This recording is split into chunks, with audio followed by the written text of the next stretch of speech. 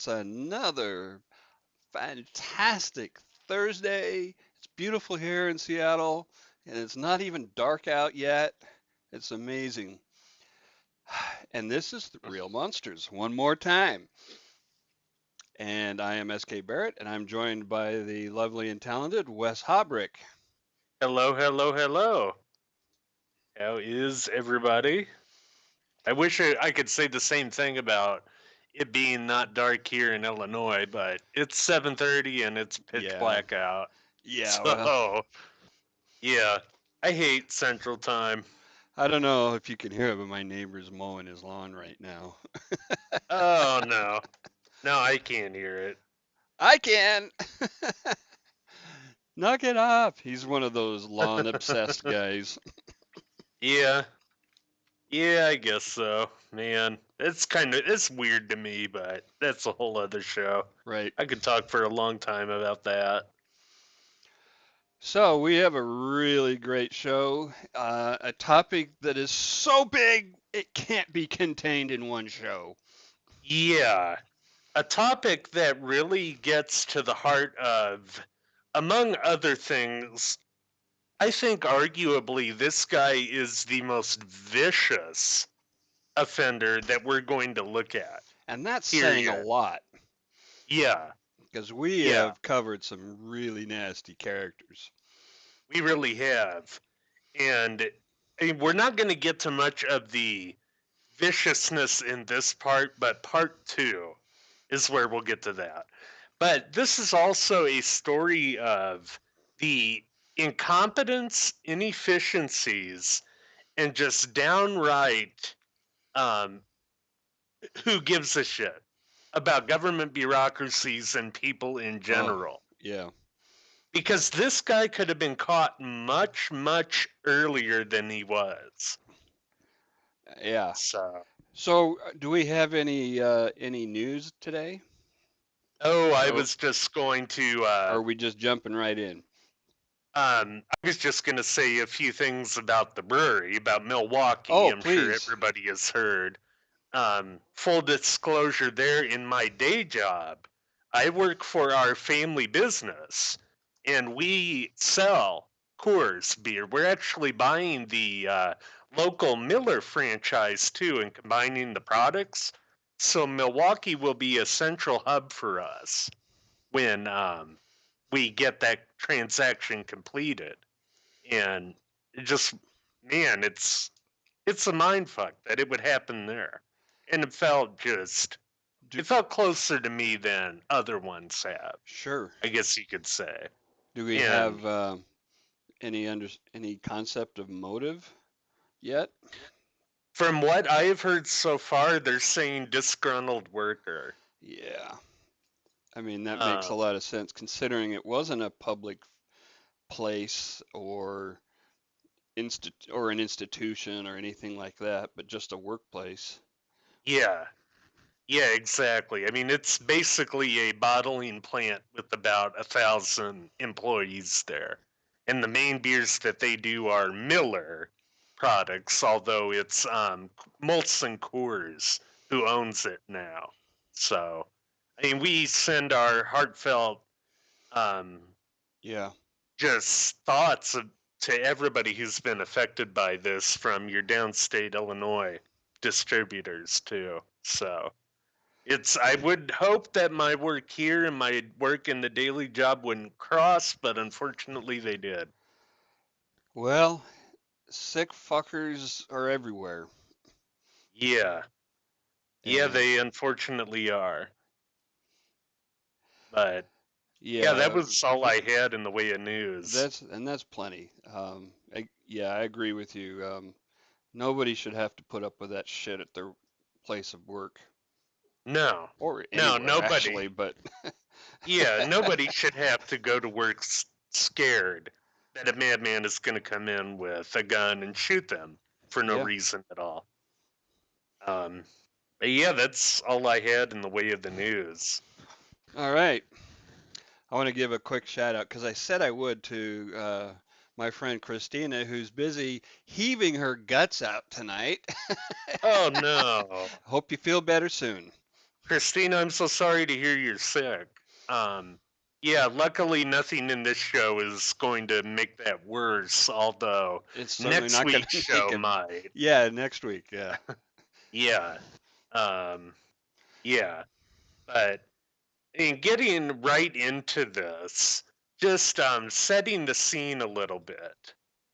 You're in Russia, Rostov, Russia, which is on the Don River. They usually call it Rostov on Don as the full name of the city, but just Rostov. And a 9-year-old Yelena Zakotnova is walking home after staying the night at her friend's house, right? It's And a Friday. what year is this? It's a Friday, 3 days before Christmas in 1978. Okay. It's Fucking the 70s start. again. Yeah, it's the start of the winter in Russia. It's not deep yet. Um, I mean, that will be coming in the coming months, but Hmm. yeah, it's 3 days before Christmas, and the girls are excited about that. You know, they spent the time overnight at her friend's house, likely giggling a lot, doing what 9-year-olds do. And yeah, they were probably excited. Yeah. And Yelena, so she's walking home, walking through the slums where she lives around there, and suddenly a man, a haggard man, a very tired looking man, in a dirty black jacket, comes up and yells, "Hey, little girl, do you want some candy?" She ignores him. She has more pressing needs at the moment with a full bladder. She really has to pee. So the guy, he manhandles his way in front of her and he says, "Hey, did you hear me? I said, little girl, do you want some candy?" She looks up and says, "No, mister." But this is But going to get, yeah, this is going to get a lot worse. He looks at her and he says, "You look like you really have to pee." And she says, "Yeah, I do have to go and use the toilet. I'm trying to get home as fast as I can." So this stranger, in Coke bottle glasses too, has a toilet. He says, "I have a toilet in my home. It's just right over there," gesturing to his right and to a one-room shanty that is creaking under the weight of the rain and the little bit of snow that's coming down. I mean, this place is really a shithole. And in fact, we have a picture of it. oh, um, yeah, I will get an individual picture for that going here. And he says, "You can follow me." And Yelena, she thinks for a second on this. And you have to keep in mind, there really wasn't a concept of stranger danger in Russia at this time, right? That's pretty much a Western invention for the most part. And she really had to pee, though, and that urge kind of overtook it. And she says, "Yes, mister," and follows him. So they begin the walk to the house. And little did she know that she would be the first in a 52 people long trail of some of the most disgusting, morally repugnant acts of lust, murder, necrophilia, cannibalism, eviscerations, and abhorrent sex acts ever chronicled in the annals of crime in Russia and anywhere else. And That's all, quite a statement. yeah, I think it's a fair one though when you look at Chikatilo. I mean, Um, because we've covered people like Albert Fish and the Toy Box yeah, Killer and some really twisted characters. But and to put him at the top of the list, that's astonishing. I think it's a fair statement, although I think Fish would be his closest rival if you were to look at it, Yeah. just in terms of pure gore and the things that he did. And all of them were perpetrated against women, children, and young adults. That is the Rostov Ripper, Andrei Chikatilo is responsible for them all. But bureaucratic hubris, incompetence, inefficiencies, and people looking the other way towards crimes against the most vulnerable in Russian society aided his over 14-year reign of terror. By the way, there was a movie made about this guy Chikatilo. It's called Citizen X, and Yes, I thought they did a vaguely pretty good about it. job with it. I thought so too. I watched it, I think the night after we did Joseph Fritzl. It stars the guy from V for Vendetta, and what's his name? The detective in V for S- Vendetta. Stephen Rea Yeah, that's him. Yeah, he and stars as the detective here too. Donald Sutherland Yep, Donald and Sutherland and Max von Sydow has a part in there. he plays Chikatilo, if I'm not No, mistaken. no, no. He's the shrink Oh, yeah, that's right. who comes up That's with the right. name Citizen X. Dr. Bukanovsky, who Yeah. actually did a profile on him. Yep. Um, but yeah, you know, getting into Chikatilo's life, he was born October 16th, 1936 in, you'll have to forgive me if I'm butchering the pronunciation of some of these Cyrillic names. Yablukny, I guess is how you say that. Sumy Oblast, USSR, which is now in rural Ukraine. And a bit of the context here.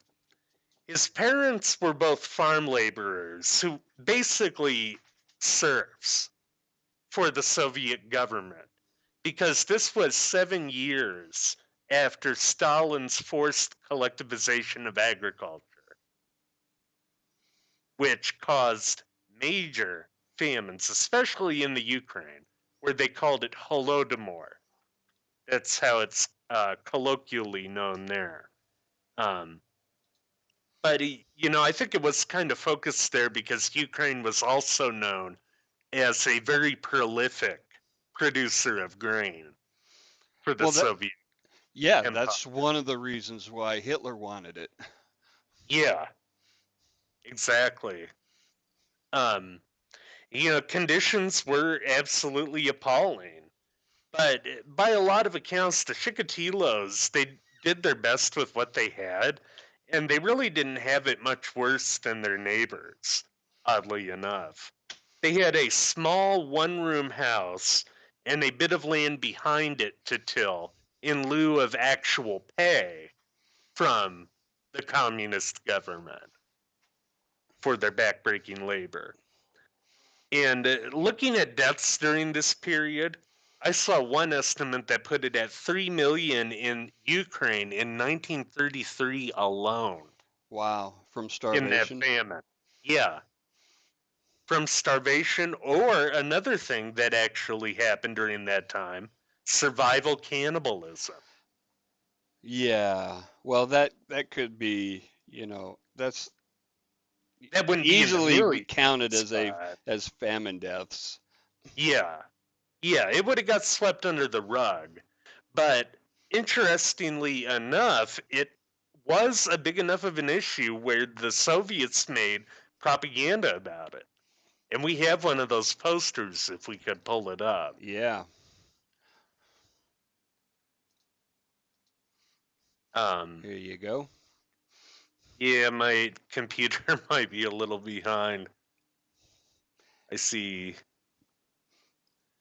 The translation of it is people who eat one another because of the famine are not cannibals.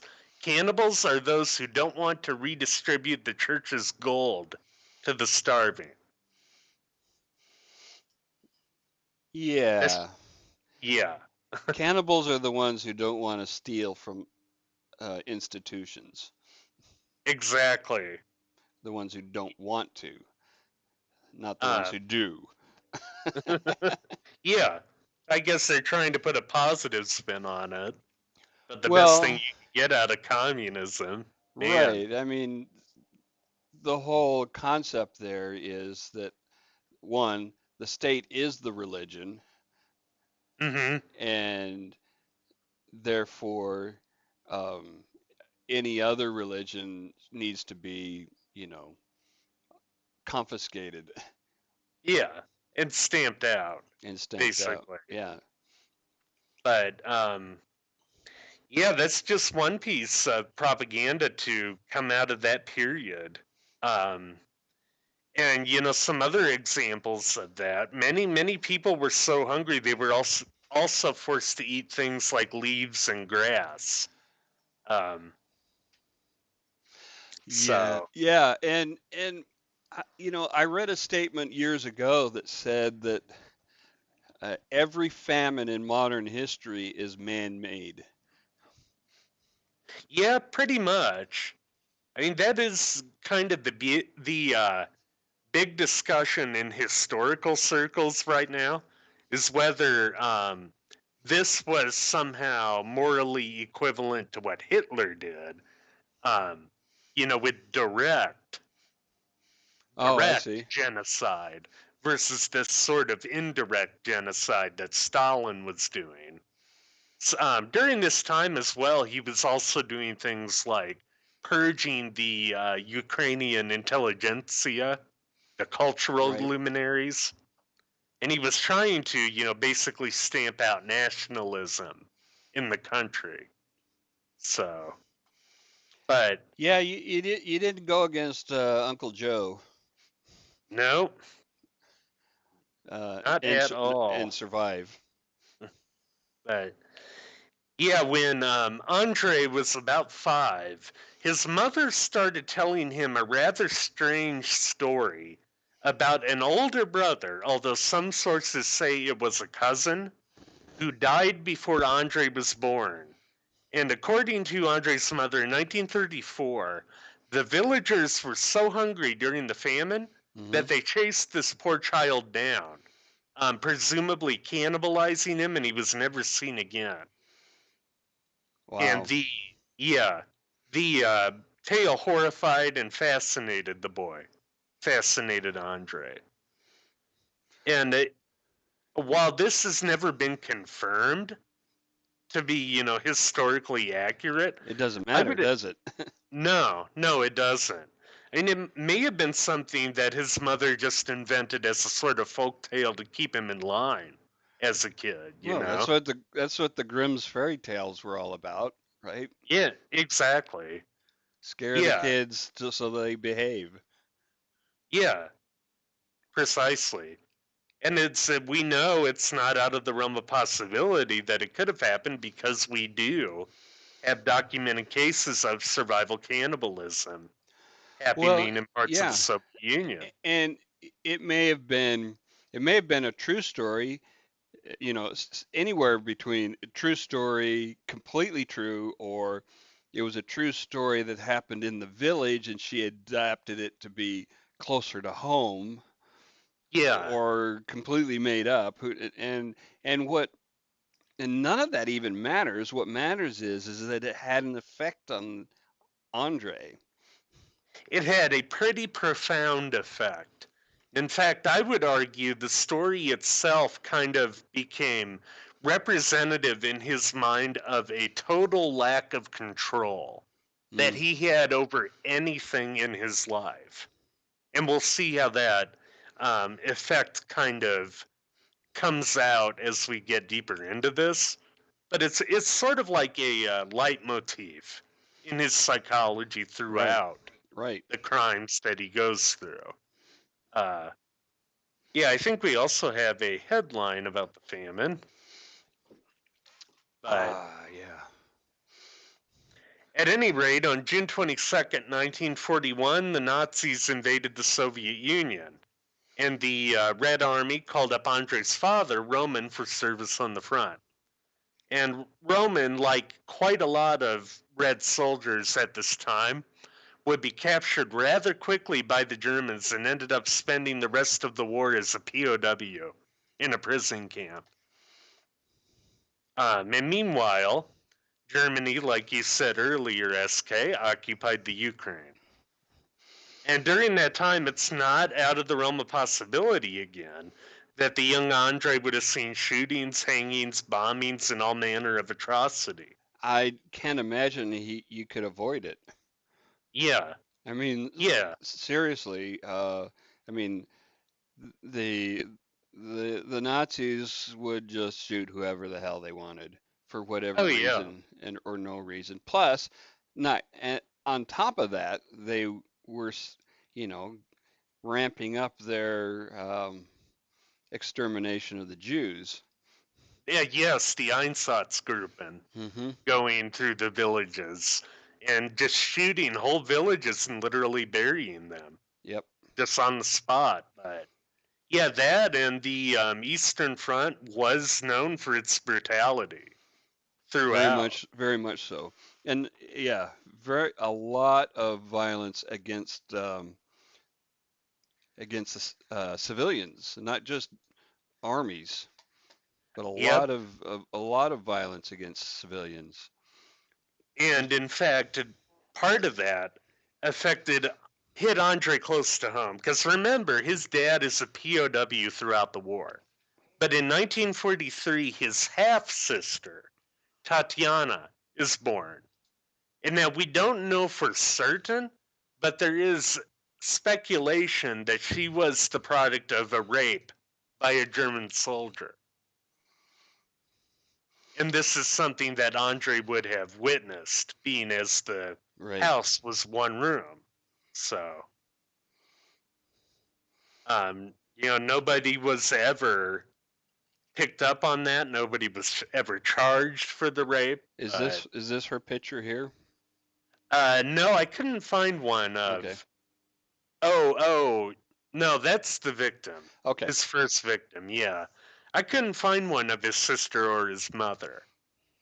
So a lot of this coming through the sources is a little tough because Sure. of the Iron Curtain itself, and their vast control of information that was coming out. But yeah, and also during this period, Andre slept in the same bed as his mother, and he would wet the bed essentially every night, and she beat him regularly for Yeah, that that. helps. That fixes it. And yeah, Nothing fixes bedwetting like shame and beatings and humiliation. is she heaped plenty of that on Andre throughout his life. I'm being sarcastic, of course, because Yeah. Oh that's yeah. typically what causes it. Yeah. Yeah. I mean, yeah, she instilled a profound sense of self-hatred in the man that lasted throughout the rest of his miserable life. But yeah, and that also I think sowed a lot of Oedipal confusion Hmm. in Chikatilo. Sleeping in the same bed as his mom, but then he's getting beat by her, and then he sees her get raped by a German soldier, and it Right. just causes a confused dynamic in the boy. But yeah, in 1944, he starts school. And there were problems from the start with that, as Andre was severely nearsighted, but he never told his teachers for fear of being teased about having glasses. So he had glasses, but he didn't wear them because he didn't want to get teased. Is that what you're saying? No, he didn't get his first pair of glasses till, and believe it or not, age 30. What? Yeah, So he just, man, how did he get through anything in that's school? really a good question because his study habits did improve. And we'll get to it when we get further down here. But yeah, he would end up graduating with decent grades. But Wow. uh, Roman was liberated from his prison camp in 1945. But when he returned home, he was viewed with suspicion, to put it mildly, by even his family. The people around him and even his family. During the war, Stalin issued an Order 270, which said that commanders should not surrender and should, quote, fight to the last. Yeah.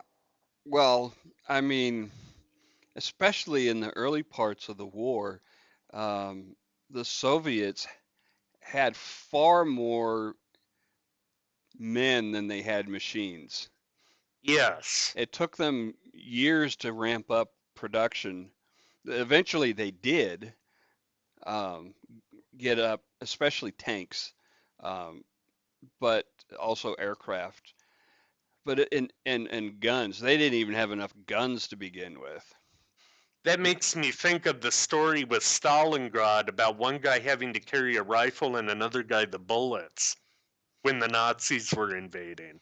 Yeah, and they would send guys out, and literally right off the boat, um, send them out to charge against German emplacements, and they'd say, "I don't have a gun," and they say, "Pick one up on your way," Yeah, yeah, it's just incredible. But yeah, because Stalin. they had all the human uh, all the men they could ever need. They had plenty of men, way more than the Germans. They just didn't have, the weapons, Firepower. the Yeah, firepower, the production. exactly. But yeah, I mean, Roman was treated just horribly when he came back, and even Andre, he hated his father over this. And believe it or not, Chikatilo was bullied when he was in school by the kids because of his father's war record with that. Wow, just for being captured. Yeah, just for being captured and not, dying or killing himself while Wow. he was in captivity. See So, that I didn't realize that the Russians had that kind of a philosophy, and it wasn't just the Japanese. yep, yep. And them, and then we had it again with Fritzl last week too. Yeah. A very similar dynamic. Um, but yeah, it was into his teenage years when he was growing into a good student. I don't know how he was doing it, but he was proving himself as to be an excellent reader with a superior memory. Um, I don't know how he would do it without glasses though. I don't know, man. But during this time, his fantasy world also grew. He read a lot of books and he was constantly bullied for his gawky appearance and homemade clothes, in addition to the other things we had mentioned. Um, so he find We've all been children, obviously, and so we know kids are awful to each yeah, other. They're just horrible. yeah, yeah. Kids are horrible people. But um, yeah, they were relentless with Andre. And he retreated more deeply into his world of books and so far vague but abnormal sexual urges that he was developing, but so far able to suppress. Um, and as you can imagine, this sort of adolescent was chronically shy. Even just sitting next to a girl would cause him to blush noticeably. And that, Yeah, you know, yeah, who hasn't been there? yeah, exactly. And that and him being unable to even look them in the eye caused even further mockery from his Yeah, peers. yeah. But at any rate, he graduated with excellent grades in 1954. Um, that same year, he answered the door at the family shack to see his sister's friend, 13-year-old Tanya Bala. And when she came to the door, his eyes were going up and down her like a hyena eyeing and salivating over a limping gazelle before pouncing on it. Yeah, And ultimately, what happened was he pushed her to the ground and just lay on top of her. right there in the house. Right, I presume right in front of the house, the way that the account reads. Hmm. And there was no penetration or anything like that. But yeah, that was essentially his first sexual experience. And later on to psychiatrists after he was caught, he said, I knew then that I was aroused by seeing people suffer. Ah, Yeah. So, I mean, while it wasn't overtly sadistic in and of itself, it had a sadistic element to it, sure. you know? So he was forcing himself on her. Yeah. So, and notably after it, he felt a pretty profound sense of shame, and he vowed to stay pure until he got married. So the next few years, he concentrated on his studies.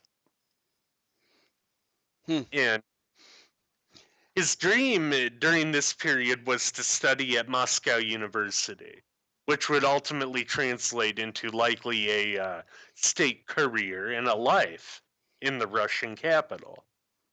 Okay. Spots there were highly coveted and very scarce. Sure. So he makes the trip to take the entrance exams. And during this, he sleeps in a train station during all of it. Um, he worked himself to the bone and just excruciatingly hard during this process. Just Yet to he get didn't, accepted, or yeah, after was he accepted, or was it? he was, he was not. Oh, okay. He was turned down because of his grades. But Andrei felt he knew the real reason that he didn't get in. It's my father. It's that coward. He's causing me to live in hell yet again. He's killing my dreams. And the hatred He, for his father only grew. that is not entirely unthinkable though, because Yeah. in the Soviet Union, your reputation was, and your family's reputation was huge. Mm-hmm. Oh, So absolutely. Absolutely. But there's no real question with this that it was his grades that killed it for him. He just wasn't, good enough. He wasn't yeah, top of the heap when you consider, like I said, that scarcity that was going on. So ultimately, real economics killed the communist chances of getting into the communist university. hmm. Kind of ironic there, but um, yeah. At any rate, he decides to set his sights lower after this ordeal. So he takes a course in communications engineering at a local tech school. And this gave him pretty good job prospects in the post war environment, right? Yeah, Because engineering was a very in demand background. and communications, was that like telephone systems, or radio, or what? Um, Do you know? as far as I can tell with that, his first real job was as a telephone engineer. Okay. If that answers that question a Yeah, little bit. yeah, yeah, But yeah. we'll be getting into that a little bit more too. Um, and it was around this time as well that two things happen. First, Tatiana starts playing matchmaker and she finds him his first girlfriend. And he, again, is constantly blushing around here and could not maintain eye contact. And second, he finds out he was paralyzed and plagued by severe erectile dysfunction. Hmm. He Well, can't that get it makes up. sense, doesn't it? Yeah. With the amount of humiliation that he endured. Hmm. Oh yeah, I really does with that too. Although I wonder if there might have been some biological causes of that as well. Well, If I'm that's a fair point. You say his mom beat him severely for his bedwetting, and it doesn't necessarily have to be on the back of him. yeah, yeah, exactly. Um, I think they actually found some. Well, we could talk about that in the next part. The post execution, what they found on autopsy. Okay. It might have been part of that, but Yeah, this was the reason that his first girlfriend broke up with him after less than 2 months. But you gotta admire Tatiana's dedication to her brother throughout all of this. I really did when I was researching it, but yeah, Okay. she was just dogged in trying to hook him up with somebody that he would like. So she finds a second friend soon after that first failure, and that relationship lasted 18 months, but also was killed because of his impotence. Um, Now, I think I think it's important, and maybe this is a good point, or maybe later, but you know, impotence is not the same as low libido. no, Impotence N- means having all of the desire and no means of achieving it. yes, yes, essentially. And that So, can sow quite amount of rage right, in these offenders. because I mean, I can only imagine the amount of frustration and anger that would develop over having all of the sexual desires of any young man and no ability to um, do anything about it. Yeah. Oh, I And fully agree. and uh, a lot of you know a lot of women wouldn't be very sympathetic to that, Unfortunately not, but which would just um make it worse. yeah, it would exacerbate it most definitely. That's a fine time to sort of segue into why that is important in the psychology of the killer. It's Yeah. actually what I did in the written show notes. We're right at that spot to take a brief segue. Okay, let's do it. Um, uh, there, there was a 19th century Viennese psychiatrist, neurologist, and professor by the name of Richard von Krafft-Ebing who wrote a book called Psychopathia Sexualis.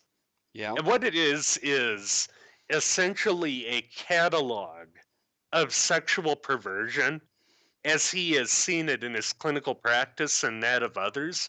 And it's really considered one of the first um, books in criminology at the time. Hmm. But he noted quite a few cases that bear interesting similarities to Chikatilo as he escalated, essentially. But first of all, what he noted about Jack the Ripper in there, because he wrote this in the time of Jack the Ripper, he says, very likely the murderous act and subsequent mutilation of the corpse were equivalents for the sexual act. Ah. Yeah. And Chikatilo would make Jack the Ripper look tame by comparison. And he also said to his psychiatrists that he would often imitate the physical gestures of sex while he was stabbing them. Okay. So Ebbing S- goes on. Oh, go ahead. No, I was just saying that's yeah. That's a it's interesting that that insight came so long ago, and yet it's still, you know, it's still held to be true in a lot of these types of cases. It really is, and it's sad because Ebbing doesn't get the credit that he deserves. You'll find it, I mean, his book can be found free at a lot of places on the internet, Mm-hmm. but he just doesn't get the credit he deserves in journals and stuff like that in the scholarly output of this field. But he goes on to say in the text that the sadistic act itself takes the place of coitus, and in the case of offenders with a blade, or proficient with a blade, we can infer from that the blade itself becomes a phallic object. Thanks to Freud for that contribution. Yeah. You have to remember again, Ebbing was writing before Freud was even a case on the scene. But um, So is he saying that, but not all cases of people who are, who prefer blades, they're not all, um, sub, that's not always the case that um, that the blade is a substitute. not always, but Okay. it quite often is in lust murder, or Okay. what he terms it as erotophonophilia. But he went on to note two cases in there, which I put a couple of sentences in here about. The first one was the girl stabber of Bozen, who was a soldier in 1829, age 30. He had the impulse to stab with a penknife, usually in the genitals. Hmm. He would be, quote, in a confused mental state until he did the deed. And he was considered by his friends, quote, shy of people, very moody, and glum. Now, who does that sound Yeah. like? Right. Yeah. The second one was the girl cutter of Augsburg, who was a wealthy young merchant who was severely shy. He hated women and, quote, disdained masturbation. He controlled his impulses for a time, but had to stab. Hmm. Um, yeah, Yeah, that sounds like him too. but Chikatilo would go on to explain to shrinks after he was caught that his method was to first stab the victim superficially and then slowly work his way up to deeper wounds, Hmm. because this was solely in service of getting sexually aroused during the act, Oh my word. basically. Yeah, but he also says, oh no, we already did that quote, sorry. At the point of stabbing them, I would imitate having sex while ejaculating. But yeah, there's also some cases that Ebbing notes about the sexualization of blood, but we'll be getting more into that in part two because it's more pertinent then. Um, and Chikatilo actually explained to his shrinks on that one of his main goals was tasting warm human blood when he would kill. Oh, But really? yeah, yeah. Hmm. Getting back to the lighter stuff after that brief segue. Yeah. In 1957, Chikatilo was drafted into the communications division of the Red Army, Okay. and during that time, he was known as somewhat of a loner to his fellow soldiers. You know, at night he would spend his time alone in the barracks, usually studying politics and listening to the radio. And quite a lot of his fellow soldiers thought he was gay, which was a thought that horrified him. But Well, yeah, because, so young men of that age, they have pretty focused intentions on having sex. yeah, oh, If they're absolutely. not directly, pursuing it, they are doing it indirectly. Yes, they are, most definitely. But yeah, in 1960, he finished his service, and he's 24 by now. He returns to his family home. Soon after that, he moves a few hundred miles away across the border into Russia, into a town about 20 miles north of Rostov. And that is where he found the job as a telephone engineer. So Okay. it paid pretty well, and for the first time, he had his own home with water, and indoor toilet, and electricity. So it's a big upgrade Yeah. from where he 1960. came from.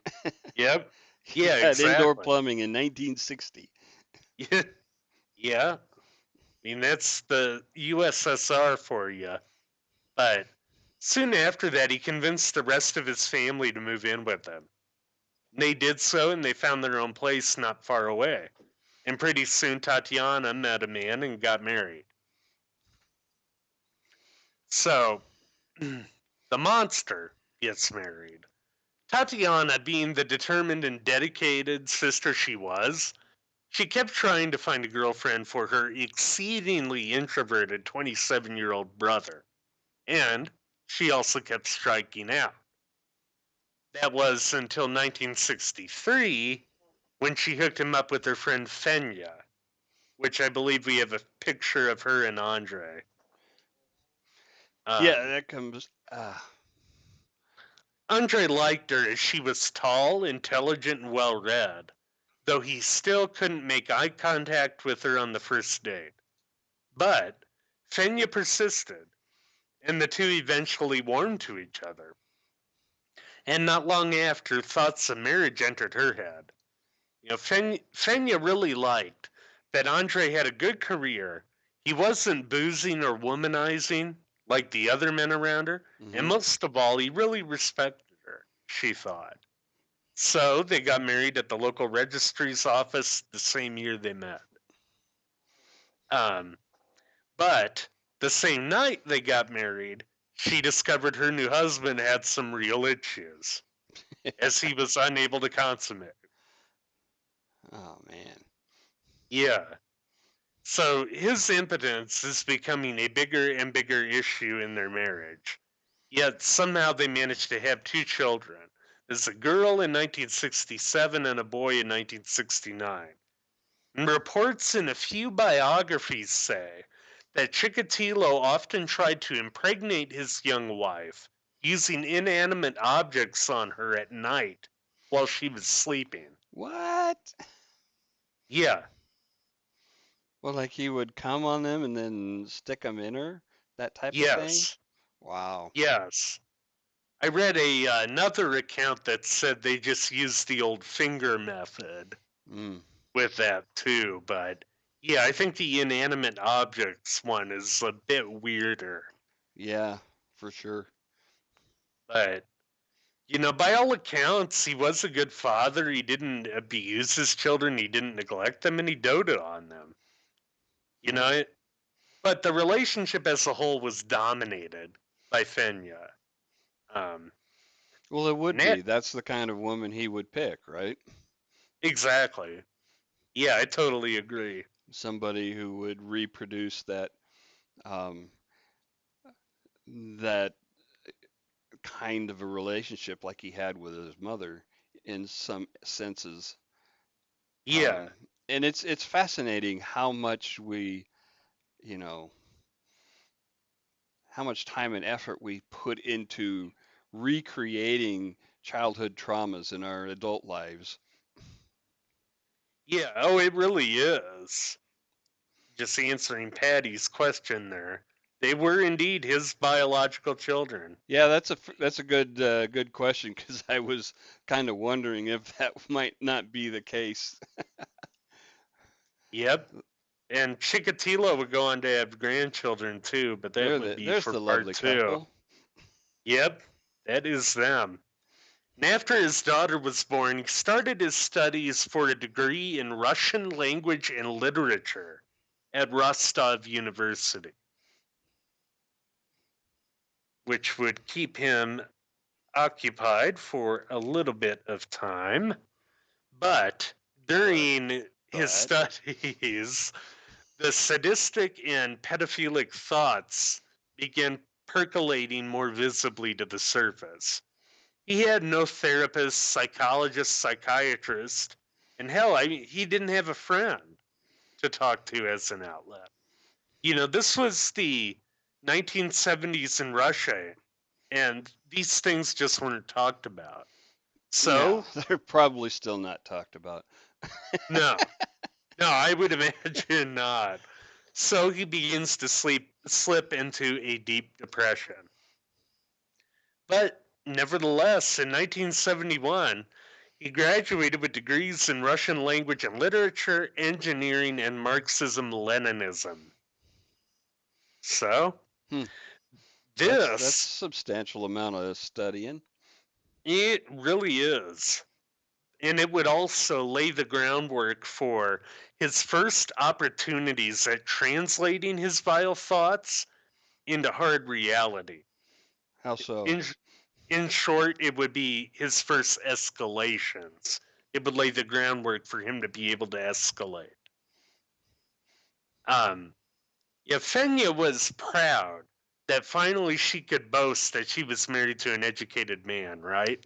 Okay. The, to the outside world, the Chikatilos appeared to be model citizens and a family that justly others admired.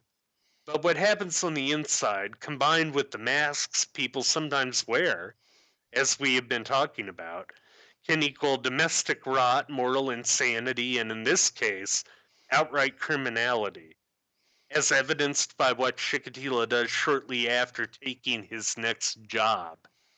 The degrees meant he had no trouble securing a position at a Rostov school teaching very young pupils Russian. You might be able to see where this is going. Yeah, that's not that's not going a good direction. Uh, I'm wondering if he must have always had pedophilic urges. yeah, I can't imagine that's something that just kind of, pops out at you as an adult, yeah, I would find it very likely he did for a very long time. which means he took that job knowing why he took it. Yeah.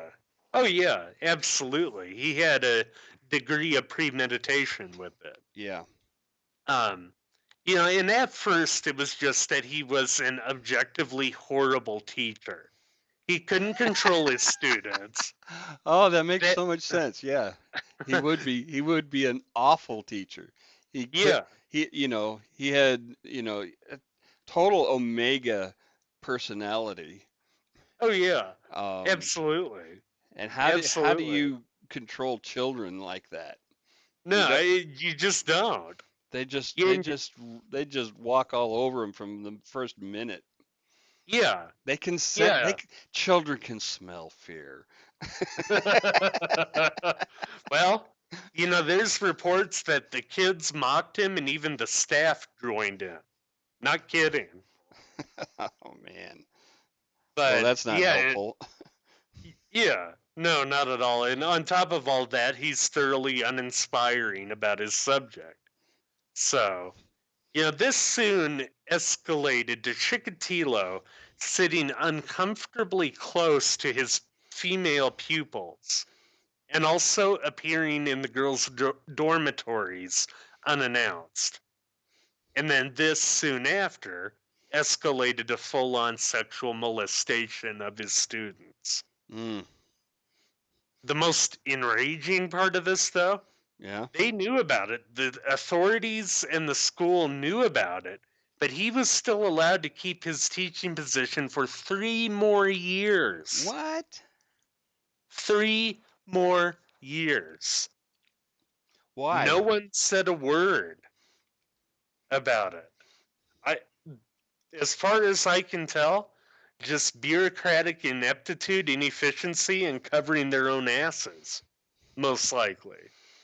Well, and how much of it could have been, an early um, manifestation of the same nonsense that allowed him to keep killing for so long, and part of which was that doesn't happen here. Yeah. Oh, yeah. A big part of that was during the killings that, this is the communist utopia of the world. We Right. don't have serial killers here. That was a big part, too. And yeah, I suppose that same logic could be applied to child molestation. But at any rate, no one said a word, and it seemed most everyone knew it was happening. Even Fenya, who reportedly brushed accusations that her husband was a dangerous pedophile off as a joke. Hmm. Um, had they said something, they may have saved at least 52 lives.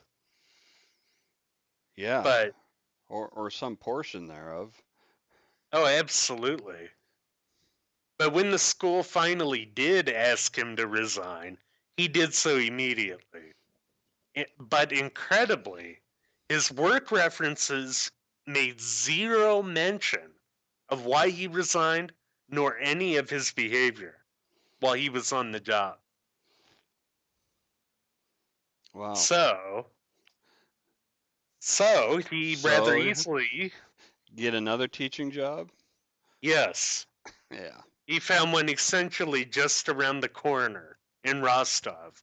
But this time his pupils were older, and this, of course, gave him little chance to act on his pedophilic urges.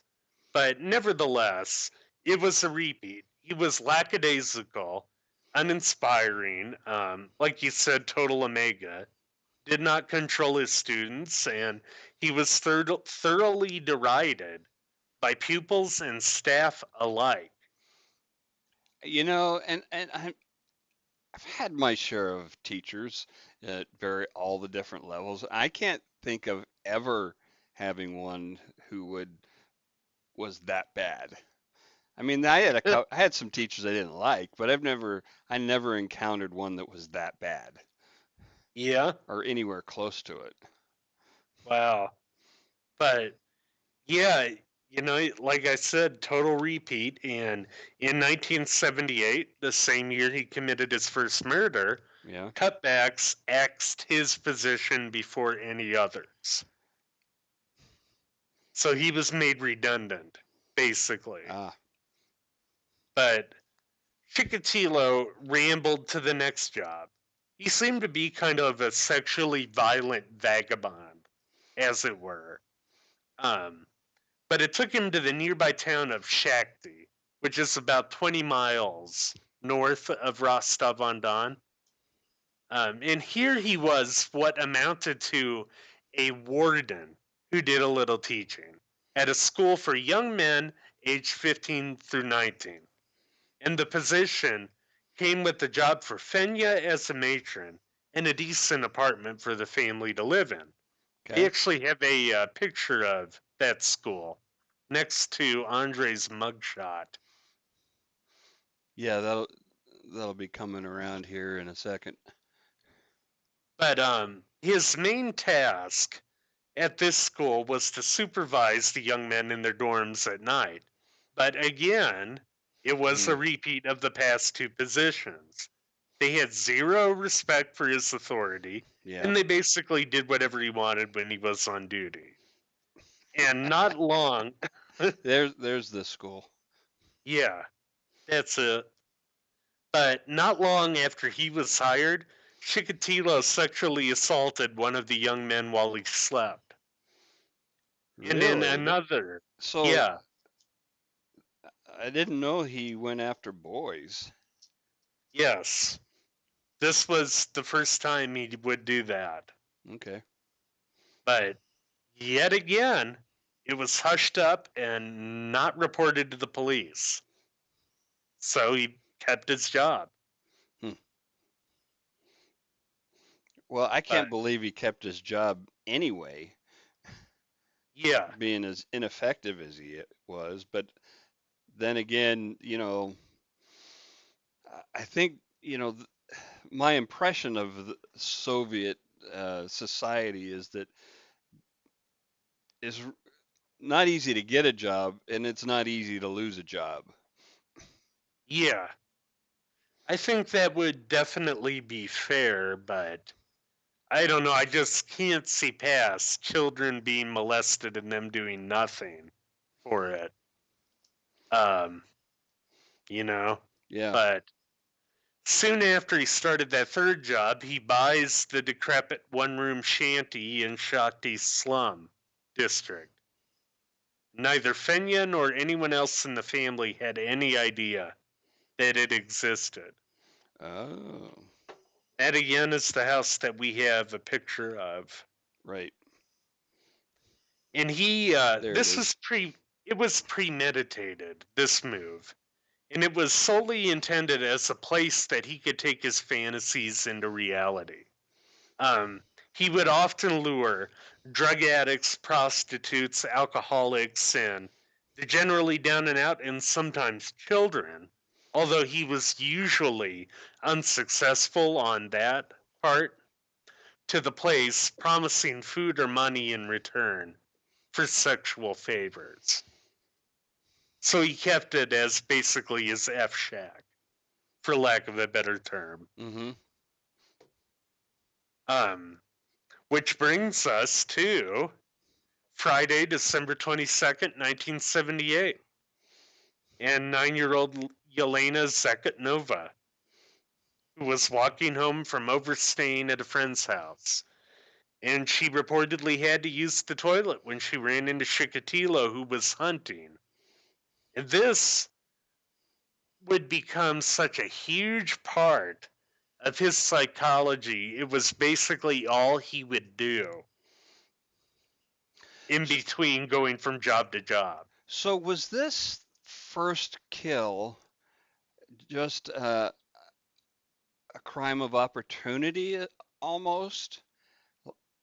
Because he hadn't, I think there's no so. indication that he had killed anybody. Obviously, if this is the first, you know, Hmm. he hasn't explored this part of his psyche at all yet, you know. And then this girl happens along and he takes her to the shack Yeah, and, you know, uh, I think it's very fair to call it a crime of opportunity. yeah. Yeah, and that's But something that would be repeated But we, later on yeah, but too. we find in many cases how that first kill really establishes that they like it. Oh, absolutely. No matter how Absolutely. the first one occurred, you know, it doesn't have to be deliberate, but what happens in so many of these cases is that these people are so fucked up that they find that they like it. And that's when the real trouble begins. Well, getting into this, I think it was deliberate by this point. Because when he lured her into the shanty, he immediately hits her head on the wall hard, knocking her out. And in the same motion, Hmm. basically, he sexually assaults and stabs her.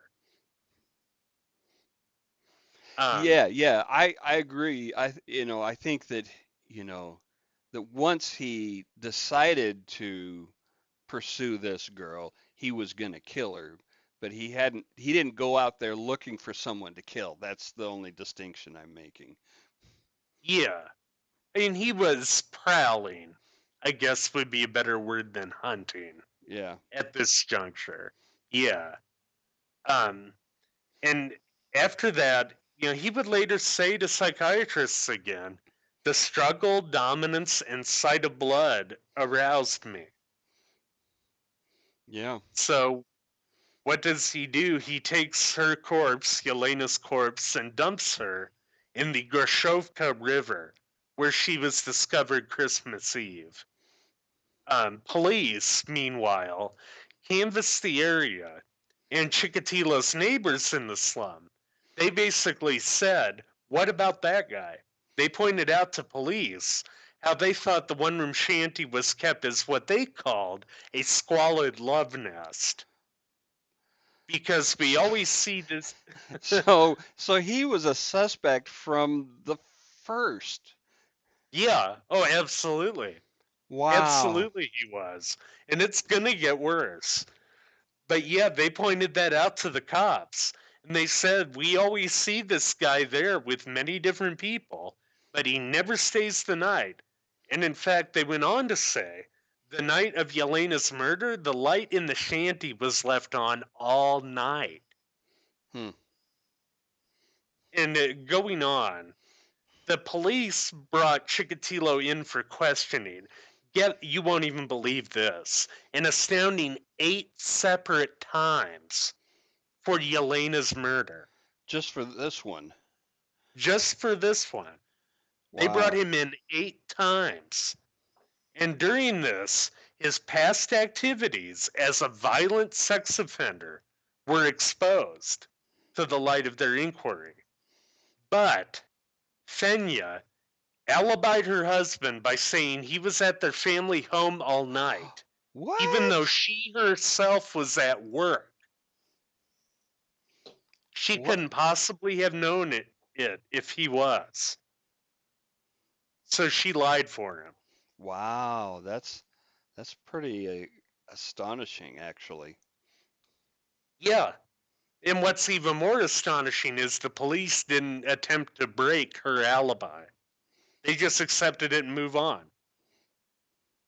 Pretty much every single time, even though every single time brought a little bit of new evidence. That's is that laziness? Is it incompetence? Is it just I think it's both. bureaucracy? I think it's definitely both. And this gets even weirder.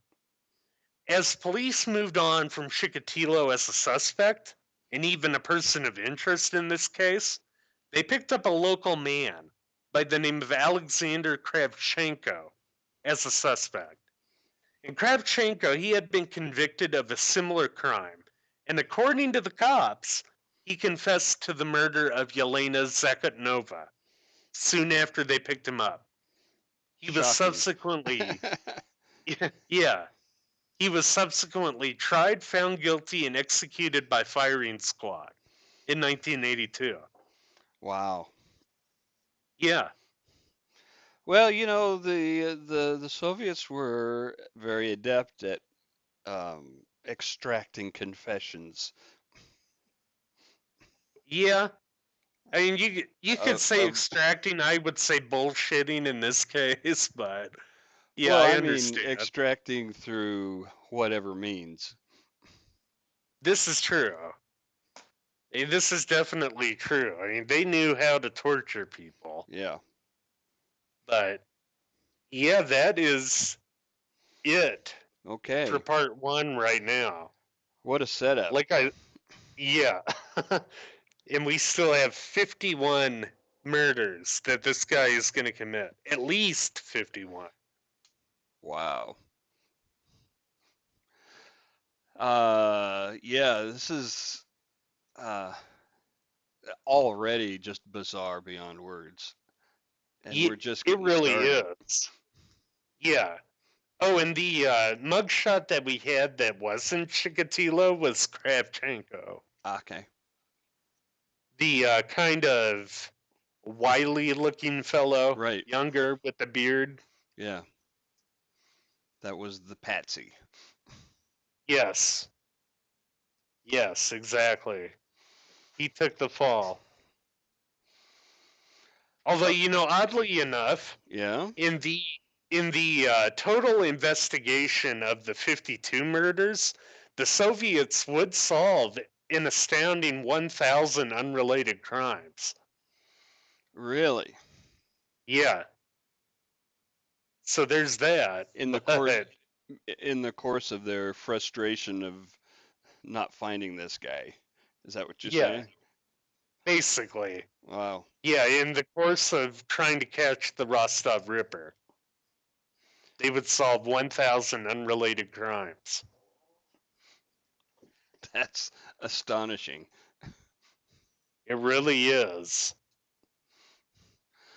And Well, anything else to add? that is actually it for part one, I think. Okay. We have covered everything that I have so far. Yeah, this is a very fascinating case. It really is. I mean, if for no other reason than his signature, which we'll be getting to as well, Yeah. and how his MO develops. Which his signature, by the way, was denucleating the retinas of his victims, literally plucking the eyeballs out. Jesus. But you know why he did it? Let's save that for next week. We will. I do know why, but I'm not saying. Tune in next week for part 2 and That's catch my right. piece on Medium. I Absolutely. will drop that in the chat here. Good. All right. Thank you all. Thanks for coming and listening and sharing in this story. And if you like this stuff, click like, click subscribe, and get more of this stuff. Absolutely. Good night, Do everybody. share. Thank you. And good night, one and all.